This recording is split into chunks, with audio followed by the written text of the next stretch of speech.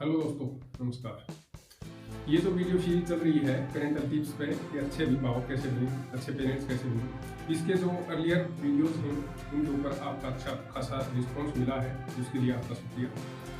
साथ ही आपके द्वारा जो प्रश्न पूछे जा रहे हैं उन प्रश्नों को हम लेने की कोशिश कर रहे हैं, तो इसलिए आप अधिक से अधिक संख्या में कमेंट करें और ये प्रश्न पूछें कि आप ये समस्याएं किस टाइप की हैं, आपके बच्चे हैं उनसे आप किस तरह की प्रॉब्लम से घिरे हुए हैं। साथ ही मैं उन बच्चों से भी रिक्वेस्ट करूंगा कि वो भी उनके अभिभावक कोई चीज़ इसको समझ नहीं पा रहे हैं तो वो हमारे साथ अपनी समस्याएं शेयर करें, जिससे कि हम अभिभावकों की तरफ से उनको अभिभावकों की तरफ से आसपास दे सकें और अभिभावकों को ये बात समझा सकें कि उनको किस तरह से हम अभिभावक करना चाहिए।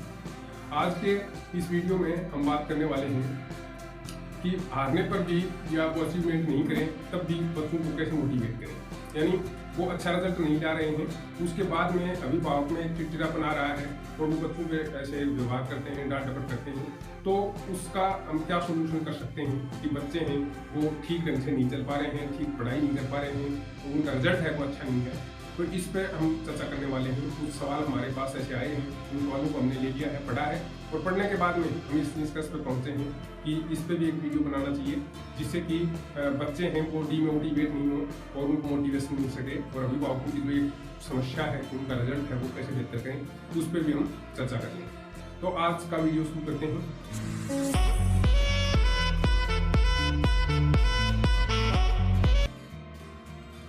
दोस्तों, सबसे जरूरी जो चीज है वो ये है कि बच्चे मोटिवेटेड रहना चाहिए। और बच्चे मोटिवेट कब रहेंगे?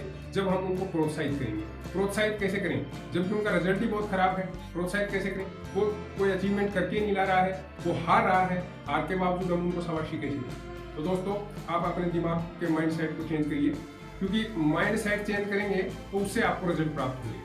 कैसे?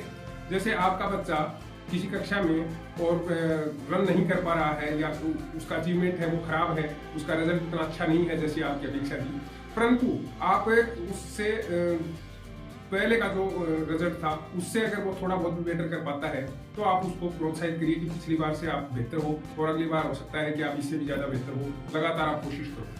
अगर बच्चे का रिजल्ट पहले से भी खराब है तब भी आप उसको सहानुभूतिपूर्वक उसके साथ व्यवहार करें और उसको पूछें कि बेटा क्या समस्या है, ये तुम्हारा रिजल्ट है ये उतना बेहतर नहीं है जबकि तुम पहले ठीक कर रहे थे, अब तुम्हारे पास कोई ऐसी समस्या है क्या जिसकी वजह से तुम इस तरह से पिछड़ रहे हो।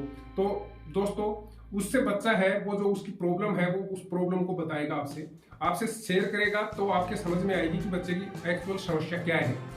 तो वो जो एक्चुअल प्रॉब्लम है वो जब आपके समझ में आएगी तो आप उस पर निदान कर पाओगे, उस पर चर्चा कर पाओगे, उससे बच्चे से आप बहस करोगे या उसको डांट डपट करोगे, धमकाओगे, उससे वो बच्चा है वो डरने लग जाएगा और आपको जो उसकी मूल समस्या है उसका पता नहीं चल पाएगा, जिसकी वजह से वो अचीवमेंट नहीं कर पा रहा है, वो ठीक रिजल्ट नहीं दे पा रहा है। उसकी समस्या क्या है, उस समस्या की तय तक जाना बहुत जरूरी है।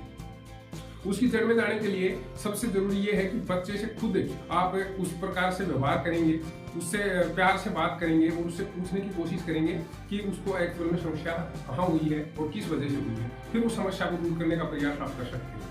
तो बच्चे को जब भी वो रिजल्ट आपके पास लेके आए या स्कूल से उसकी जो रिपोर्ट कार्ड है वो आए या स्कूल की तरफ से आपके पास कोई इस प्रकार का फोन आए, तो आप बच्चे से बड़े प्रेम के साथ बात करेंगे और बात करने के साथ उस समस्या को ढूंढने की कोशिश करेंगे जिसकी वजह से इस प्रकार की समस्या है वो उत्पन्न हुई।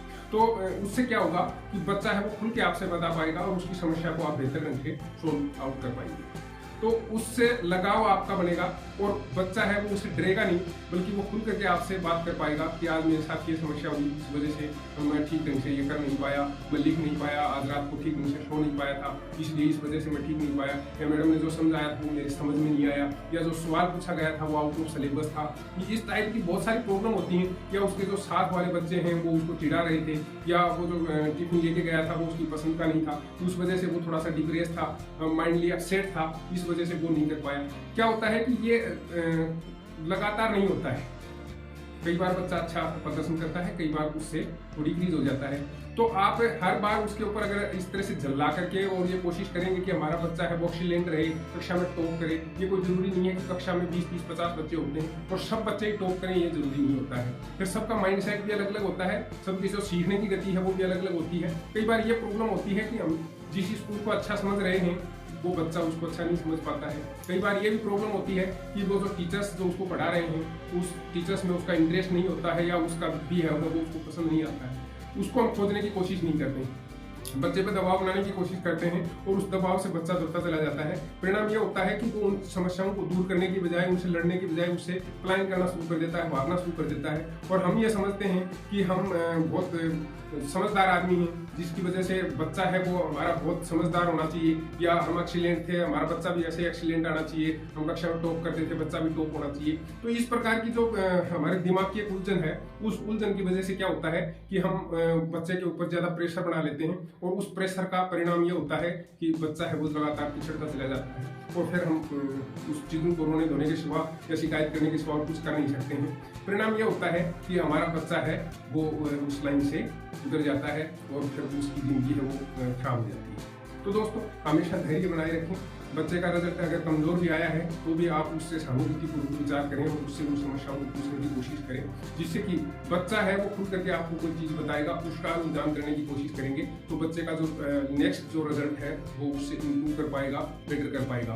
कई बार क्या होता है कि उसके टीचर्स से आप डिस्कस कर सकते हैं, या फिर कई बार ये भी होता है कि बच्चा उसके स्कूल से संतुष्ट नहीं है, उसके माहौल से संतुष्ट नहीं है, वहाँ के डिसिप्लिन से संतुष्ट नहीं है, तो आप ऐसे में उसी स्कूल को चेंज कर सकते हैं, स्कूल से बात कर सकते हैं इस विषय में। और एक लगातार आप उसके जो टीचर्स हैं उनसे लगातार कांटेक्ट में रहिए, आप स्कूल में जाते रहिए, उनसे मिलते रहिए, जो पेरेंट्स मीटिंग वगैरह होती है उसके अंदर लगातार पार्टिसिपेट करिए। अपने बच्चे का जो व्यू है वो आप टीचर्स के सामने रखिए, उसकी जो खासियत हैं, कमजोरियां हैं, उन सारियों के साथ डिस्कस करिए। आप जो टीचर्स के साथ डिस्कस करेंगे तो टीचर्स आपको खुल के बात बताएंगे कि बच्चे में क्या एक्चुअल में क्या प्रॉब्लम है, और कोई निदान अगर हो सकता है तो वो बातचीत से हो सकता है। यानी आप अगर अपने घर में ही कैद होकर के और बच्चे को सुधारना चाहते हैं, स्कूल से टच में नहीं रहना चाहते हैं, उनके टीचर से संपर्क नहीं करना चाहते हैं, तो संभावना ये है कि आप उस बच्चे की जो समस्याएं हैं उनको इग्नोर कर रहे हैं, और इग्नोर करेंगे तो बच्चा कल आपको इग्नोर करना शुरू कर देगा। ऐसी स्थिति में जो आजकल का ट्रेंड चल रहा है उसमें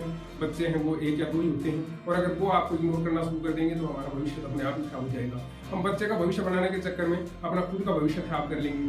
तो इसलिए दोस्तों, एक मित्रवत व्यवहार करते हुए और जो समस्या आई है उस समस्या के निदान की कोशिश आप पूरी तरह से करेंगे, ईमानदारी से करेंगे, तो निश्चित रूप से बच्चा है वो ज़्यादा बेटर कर पाएगा, और वो हमारे को मित्रवत व्यवहार करेंगे तो हमारे को सारी चीज़ें बता पाएगा, जिससे कि उसकी जो समस्याएं हैं उनका समय पर निदान हो जाएगा, तो उसका भी करियर बर्बाद होने से बच जाएगा, और हमारा भविष्य है वो भी सुरक्षित रहेगा। क्योंकि अगर बच्चे सक्सेस हैं तो हम सक्सेस हैं, अगर बच्चे ना कामयाब हो गए तो हमारी कामयाबी कोई मायने नहीं रखती है। इसलिए बच्चों की कामयाबी के लिए आप अपने आप को थोड़ा मॉडिफाई करिए, थोड़ा बदलिए, अपने माइंड सेट को चेंज करिए, और उस ढंग से सोचना शुरू करिए। बच्चे के साथ बच्चा बन करके आप व्यवहार करिए, उसकी समस्याएं हैं उनको जानने की कोशिश करिए और उनका निदान करने की कोशिश करिए। निश्चित रूप से आपको उसमें सफलता मिलेगी, और अगर आप इस प्रकार की चीजें करने में कामयाब हो गए तो आपके बच्चे का भविष्य है वो अपने आप ही सुरक्षित हो जाएगा। इसलिए दोस्तों, समझता हूँ कि इस वीडियो के माध्यम से वो जो चीज़ें हम आपसे डिस्कस करना चाहते थे वो आपके समझ में आई होंगी, और आपकी जो समस्याएं हैं उनका समाधान करने की आप कोशिश करेंगे और बेटर ढंग से कर पाएंगे।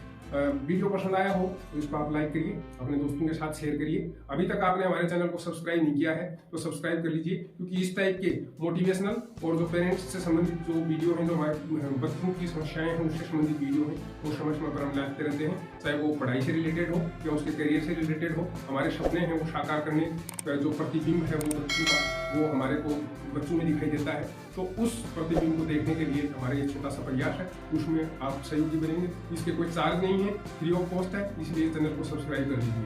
फिर मिलते हैं किसी समस्या को लेकर के और फिर बात करते हैं। तब तक के लिए अपना ख्याल रखिएगा। Bye bye.